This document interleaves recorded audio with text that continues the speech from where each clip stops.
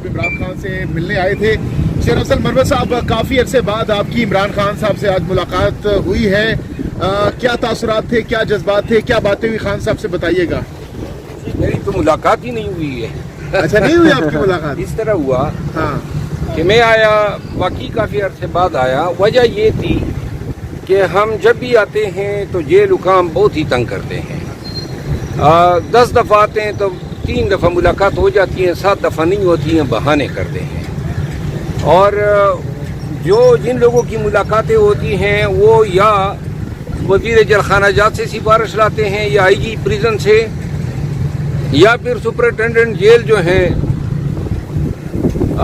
उसके नाज नखरे उठाते हैं। अब जब से ये सुपरिटेंडेंट आया है, इनके सामने हमने अदालत के, इस्लामाबाद हाई कोर्ट के तमाम अहकाम रखे कि सियासी क़यादत की मुलाकात जो है शेड्यूल के मुताबिक होगी, वकला की मुलाकात शेड्यूल के मुताबिक होगी।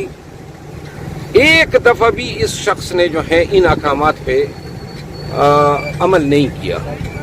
और हम तवीन में इसलिए नहीं जाते थे क्योंकि इसी शख्स ने जो है पहले खान को काल कोठरी में रखा, 10 दिन तक जो है रोशनी उन तक पहुंचने नहीं दी। कभी जिम जो साइकिल हैं वो उनसे छीन लेते हैं और तरीकों से तंग करते हैं, कभी कंबल जो है नहीं देते हैं।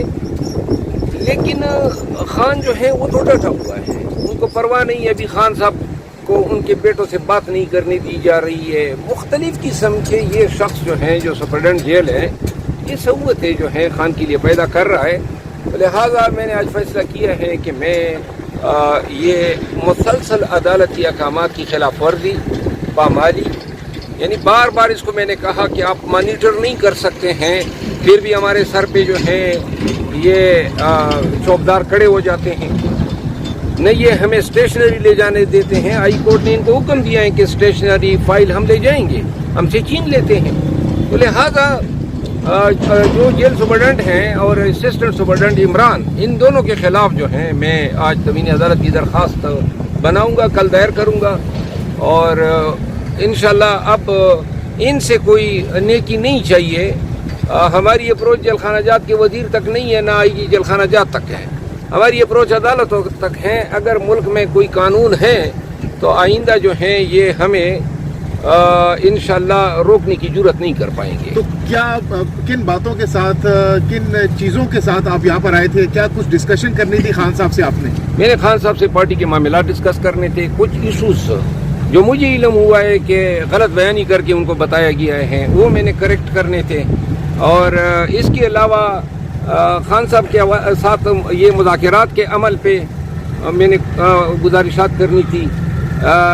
कुछ और अवामिल थे, 1-2 लोग हैं, ये आदिल राजा और हैदर मेहदी और इनके जो वो वर्कर्स हैं या फराक्सीज हैं, और जो बेसिकली पीटीआई के कास को नुकसान पहुंचा रहे हैं। इस हवाले से मैंने खान को कहना था कि इन बदबख्तों से पीटीआई को डिसोसिएट करना है।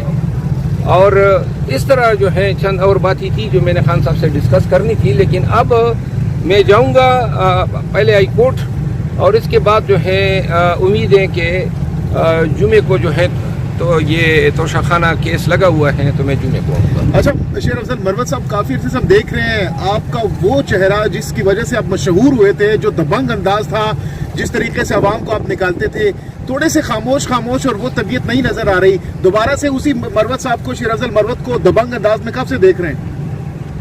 मरवत जो है उस पर जो गुजरी ना, 11 अप्रैल तक मैंने पार्टी की खिदमत की। 11 अप्रैल के बाद जब सब लोग बाहर आ गए तो बहुत सारे मेरे पीछे पड़ गए।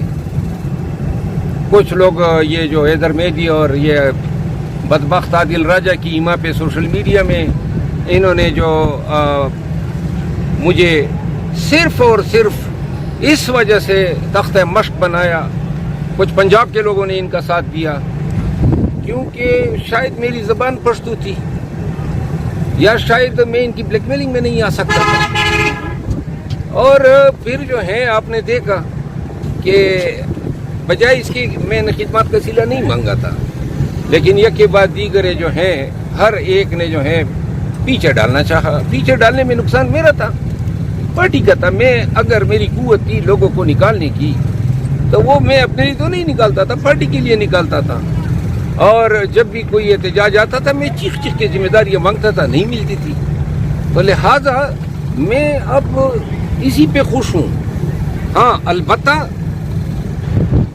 نوبت یہاں تک آ گئی تھی کہ جناب کسی نے کہا کہ جی ہم نے نکال دیا. کیوں نکالا؟ یعنی یہ اتنا جھوٹ گڑا گیا. ایک پنجاب کے ایم پی اے نے خان کو بتایا کہ جناب انہوں نے آپ کو اور بی بی صاحبہ کو گالی دی ہے. یعنی اگر سیاست اس پہ آ جائے اور پھر اس شخص کو جو ہے پارلیمانی لیڈر بنا دیا گیا اس کارنامے کی بس. تو جب میں خان کے پاس گیا تو میں نے کہا یہ کوئی سیاست ہے؟ کیا تھا؟ تو لہذا اس تمام بیک گراؤنڈ کے اس میں اور یہ سلسلہ ختم نہیں ہو رہا ہے. اس دن بھی ایک بدبخت خان کو جھوٹ بول رہا تھا, مجھے کسی نے بتایا. تو لہذا میں خان کو یہ بھی بتانا چاہتا ایسے جھوٹے لوگوں کے جو ہیں چہروں سے نقاب ہٹانا چاہتا تھا. یہ ختم ہی نہیں ہو رہی ہیں یہ باتیں. وہ کم بختو میری غیبت کرتے ہو, جاؤ نون کے پیچھے لگ جاؤ اسٹیبلشمنٹ کا ذکر کرو, وہ تم لوگوں کو میں ہی نظر آتا ہوں.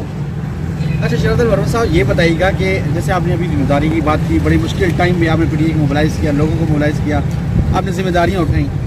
لوگ اکثر گلہ کرتے ہوئے نظر آ رہے ہیں, سوشل میڈیا پہ کیمپینس چلائی جا رہی ہیں باقاعدہ کہ 26 نومبر کی رات گولیاں چلی, اس وقت کوئی بھی نظر نہیں آیا ڈی چوک میں. حالانکہ آپ کا ایک دبنگ رول تھا, دبنگ کردار تھا, آپ مشکل ٹائم پہ کھڑے ہوئے تھے, تو وہ بھی کارکنان کے لیے مشکل ٹائم تھا. تو شکوہ کیا جا رہا ہے, کیا کہیں گے آپ ادھر تھے یا نہیں تھے اس پہ موجود؟ نہیں, آپ لوگ تھے تو آپ لوگوں نے مجھے دیکھا ہوگا. میں موجود تھا ڈی چوک پہ, اور ڈی چوک میں علی امین خان, بشرا بی بی اور عمر ایوب خان ہم اکٹھے جو ہیں, ہم نے یہ اسلام آباد کو میں نے وہاں پہ جوائن کیا کراچی کمنی کے پاس, اور یہی میرا رول تھا. مجھے بتایا گیا تھا کہ جب ہم اسلام آباد پہنچے تو آپ نے ہمیں جوائن کرنا ہے. علی امین خان سے آپ پوچھ لیں. تو میں نے ان کو جوائن کیا. پھر انہوں نے مجھے ڈیوٹی دی کہ آپ آگے جائیں, ورکر کو ڈی چوک جانے سے روکیں. عمر ایوب خان اور علی امین خان نے, میں آگے گیا وہاں چائنا چوک کے پاس, میں نے لوگوں کو روکا. وہاں پہ میں نے تقریر کی, آپ کو مل جائے گی, آپ نے دیکھی ہوگی. میں نے کہا مت جاؤ آگے, قیادت کا یہ فیصلہ ہے. اس کے بعد 4:30-5 بجے چونکہ میں رات کا جاگا ہوا تھا تو میں سونے کے لیے چلا گیا. مجھے کیا علم تھا میرے فرشتوں کو کہ جناب اٹھوں گا تو ایک قیامت صغریٰ جو ہیں گزر چکی ہوگی پاکستان پہ اور ہمارے اس پہ. ورنہ کوئی یہ سوچتا کہ یعنی یہ کوئی گولی چلے گی میرے ورکر پہ اور میں جو ہے اس جگہ پہ نہیں ہوں گا. خدا کی قسم آج بھی افسوس ہوتا ہے کہ کاش ہم نیند کے لیے نہ جاتے, لیکن اگر گولی چلتی یہ دنیا دیکھتی کہ نہ ہم میدان سے بھاگنے والے ہیں, اور بے شک مار دیتے. ویسی بھی تو زندگی بڑی اٹھن آمیز ہو چکی ہے, کیا اس میں رہ گیا ہے؟ نہ ہم آزاد پھر سکتے ہیں, روزانہ عدالتوں میں پیشیاں ہیں, نہ کوئی پاکستان میں کہیں جا شیر سکتے عبد المرمت صاحب یہ بتائیے گا کہ آپ یہاں پہ تشریف لے کے آئے ہیں, آپ خان صاحب کی رہائی کو کب تک دیکھ رہے ہیں؟ کیونکہ اب جو خبریں آ رہی ہیں صاحبزادہ حامد رضا کہتے ہیں مذاکرات کامیاب ہوں یا ناکام ہوں خان صاحب باہر آ رہے ہیں, تو پھر خان صاحب کیسے باہر آئیں گے؟ سر پاکستانیوں دیکھ لو, تمام مقدمات میں خان بری ہو چکا ہے. اور توشہ خانہ آیا, جب توشہ خانہ میں جو ہائی کورٹ میں بریت کی درخواست جو ہے وہ ارگو ہونے لگی تو نیچے سائفر کیس میں سزا ہو گئی. سائفر میں جب بریت آنے لگی تھی تو عدت میں سزا ہو گئی. عدت میں یہ سلسلہ ہے جو چل رہا ہے. ابھی خان جو ہے اس کا فیصلہ مؤخر ہو رہا ہے. یہ انصاف نہیں ہے. اگر آپ نے ایک ملزم کو پکڑنا ہے تو اگر اس کے خلاف 3,000 کیسز ہے, سب میں آپ نے یکمشت پکڑنا ہے. یہ نہیں ہو سکتا ہے کہ وہ 3,000 میں اپنی باری کا انتظار کرے گا, پہلے آپ ایک میں پکڑیں گے پھر دوسرے میں پکڑیں گے. یہ یہاں پہ نا انصافی ہو رہی ہے. سپریم کورٹ موجود ہے, کانسٹیٹیوشنل بینچ موجود ہے, ہائی کورٹ موجود ہے, کسی کو نظر نہیں آ رہا ہے کون سا جرم تھا جو آپ نے خان پہ اور ان کی اہلیہ پہ نہیں کرا, اور سب کیسز جو ہیں وہ ردی کے ٹوکری میں جو ہے چلے گئے. اور آج بھی وہ پابند سلاسل ہے. کیا قصور ہے اس شخص کا؟